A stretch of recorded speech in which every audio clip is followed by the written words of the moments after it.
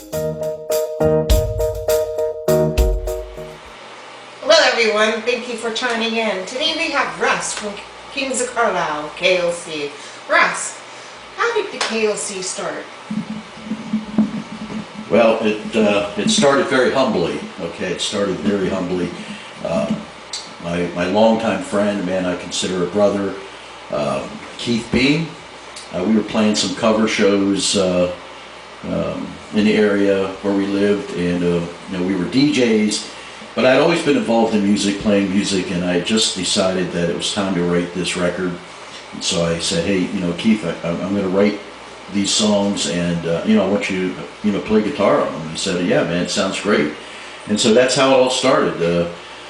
So I wrote "Easy to Love," and kind of a soul jazz song. And next thing I know, by the middle of the summer, started in the winter, I had 20 songs for this record. And unfortunately, November 10th, Keith unexpectedly passed away. And you can't really put into words how that feels, the emotions of 30 years of friendship when someone, because it's so final, it's so, that's it, there's no redo.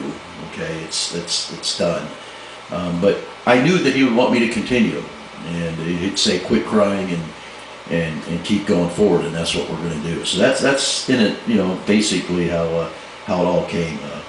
I like KOC, it's a little more vibe, KOC, so I like that. But Kings of Carlisle, that's what it stands for. What would you say the style of the music is for KOC?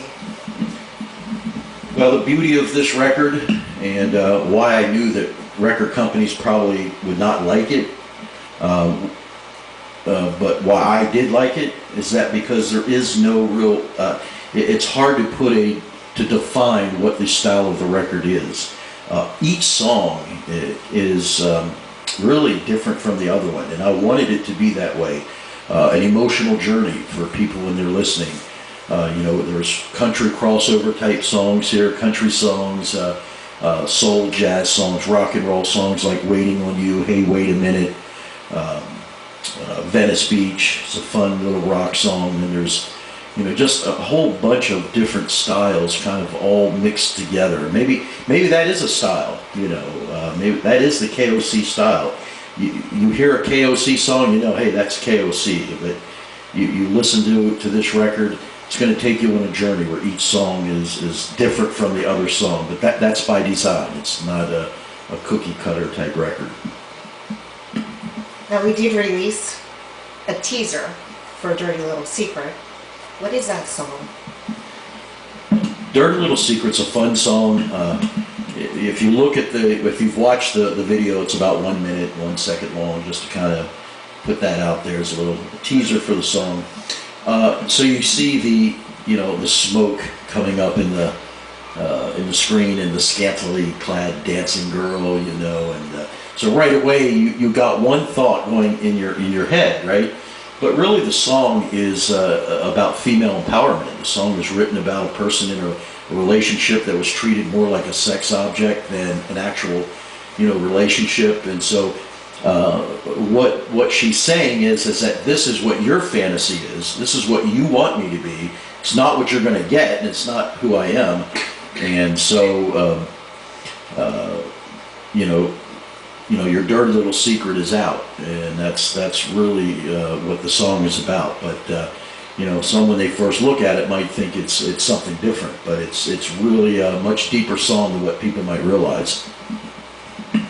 You also released another video, "Tremble at Your Breath." Yes. What is that song about? Okay, so I don't know who doesn't love a good love story, a good love song. I certainly do. Some of the great love songs of all time, you love listening to them. They make you feel these amazing emotions and all of that. "Tremble at Your Breath" is a love song, in fact, but it's set to a darker, edgier style of music. But what you really have is this in the opening scene, and just as the song is saying, you have the older couple walking on the beach hand in hand, and they're thinking back over their life when they were young, and when they you know, and what has transpired in their life. You know, I'm growing old, my friend, you know, the opening line. I've seen the wonders of the world. I've danced on top of the moon. I've touched the hand of God with you. I mean, that powerful statement in that first verse. And so, you know, the music is somewhat dark for a love song, but the chorus is so beautiful. You know, I tremble at your breath. I laugh every time I hear you smile. You know, so it has those elements in. It's just a little bit darker love song. Now there is a part of that that is a shadow of myself. What is that supposed to be? Yes. So I needed, you know, I wanted to set the chorus up because I thought the chorus was so strong in this song. And yet I wanted to convey how this individual and or individuals are feeling, could really relate to both. And so that line is saying, look, you know I'm not what I was 30 years ago when we were young, or 40 years ago when we were this. You know, so I'm just, you know, a part of that. I'm a shadow of that. I'm just a piece of that, but I'm still that person that had all the passion, and still that person that loves and you know, loves you and cares for you. And that's really what that line is about. And then, you know, of course it goes into, I tremble at your breath, I hear every word you say, you know, I laugh when I hear you smile. So I thought it set all of that up really well. I notice your music is very personal. Why is that? Personal, like this mic. Don't you love the mic handing back? It's like totally old school. I love it. You know, here's the mic. This is fantastic. So yeah, it is personal. Art is personal. All right. If you're an artist out there, you know what I'm talking about. It's a personal thing. You write from your experiences in life, the things that you go through. You know, great artist Henry Moore said, you know, to be an artist is to believe in life, And in order to do this, to create any art, of the many beautiful artists out there in the world who are doing their thing, I think all of them will tell you, no matter what style of music they're doing, what type of painting they're doing, I think they'll all tell you that you've got to believe in something. You've got to believe in living, and you've got to believe in these emotions, because that's where it all comes from. It is very personal, but you're willing as an artist to share those vulnerabilities with the world. Does any of your music reflect your own personal life? Yeah, I think most of it does. I think that it has to, because people that we meet, situations that we find ourselves in, all affect us personally. Someone, you know, an individual, another human can make you happy, they can make you sad, angry, disappointed, hopeful. See, these are all intangible things, but through music you can make them more tangible. They can hear them, they can, you know, take those notes. The key for me is to be able to take those feelings and put them into notes, things that you can play and that people can hear. So yeah, it's you know, that's how we do it. So how do you feel about fame? Yeah. Well, I love the song that David Bowie did called Fame. I think that was great. I think everybody knows that song.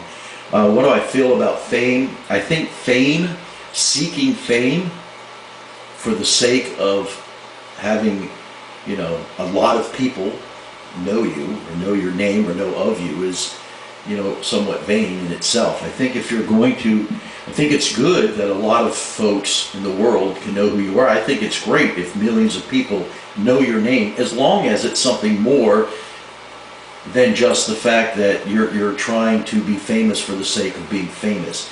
You know, you want to do things to connect with people in the world. I think you want to touch them in a way, help them in a way to you know, feel better through your, in this case, music, about maybe their life or a relationship or something. And I think, you know, I believe when that happens, you know, there's a connection that's born between both the artist and those who are looking or hearing at the art.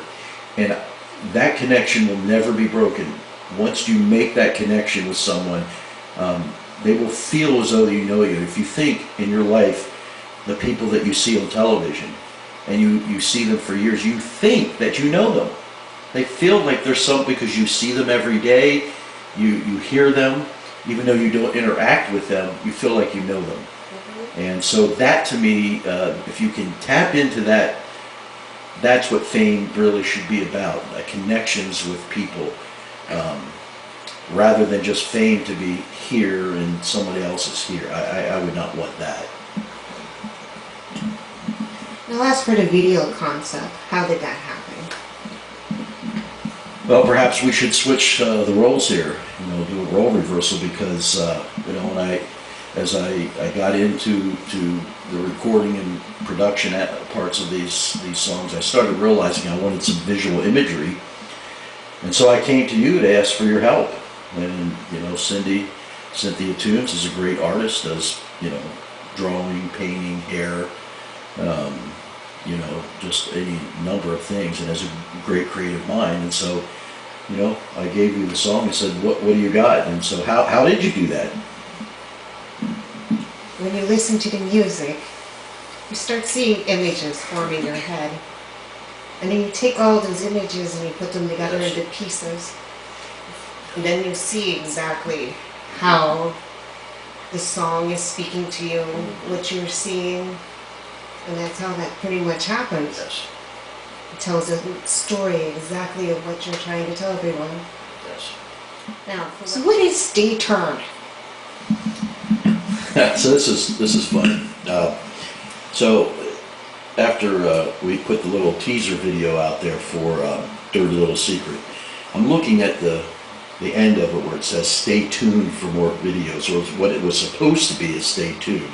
Instead, I'm reading it says "Stay turned." So I called Cindy. I said, it says "Stay turned," right? Not "Stay tuned." And she was like, "Oh, I gotta fix that." She was horrified. But I said, "No, leave it that way." It's something different. I like the way it sounds. Stay turned to KOC. We've got a lot of great music coming out, and we want to be there and enjoy this ride with all of you.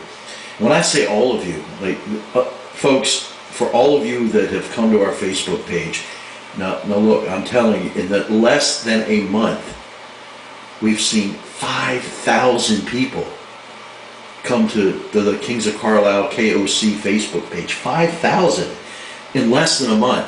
I love every one of you out there. Thank you so much. To me, you 5,000 people are just amazing, and we'd love to see more. We're trying to make this dream happen. We're trying to make this, achieve something that we realize that the odds are against us. We realize what we're up against as far as distribution of music goes. We don't have the resources of a major record label and all of this stuff. But you know what? I think that we do good music, and I think we do music that will touch a lot of lives. And you come into Kings of Carlisle KOC Facebook page, Kings of Carlisle space KOC. Come to that Facebook page, like the page, please. Can all help make this come true. This thing that we're trying to do. I couldn't be more grateful for all of you, all around the world. It's not just in the U.S. We're like 9 or 10 countries, from Egypt, Italy, Bangladesh. Love you guys out there. You've done, all around the world, people have come and have listened to just some of the stuff we put out. We're going to put mouths and mouths out here soon. Thank all of you. You're all beautiful, and appreciate you so very much. Thank you. Thank you all for tuning in, and stay tuned. We'll see you soon. Peace.